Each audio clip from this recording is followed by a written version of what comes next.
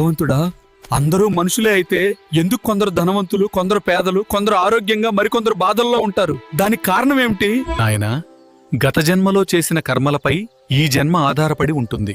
ఈ జన్మలో చేసే కర్మలపై వచ్చే జన్మలు ఆధారపడతాయి. గత జన్మలో చేసిన కర్మలను అనుభవించడానికి మన జీవితాన్ని మనమే ఎంచుకుని ఈ భూమిపై జన్మిస్తాం.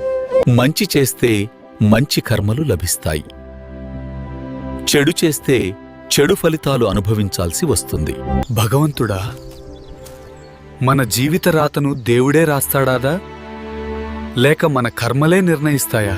ఇవి భగవంతుడిచ్చిన శిక్షలు కాదు నాయనా.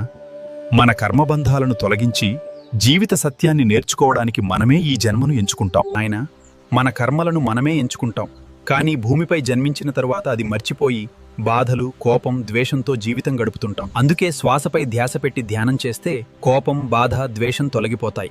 అప్పుడు మన జన్మ యొక్క అసలు అర్థం తెలిసి ముక్తి మార్గం వైపు సాగుతాం.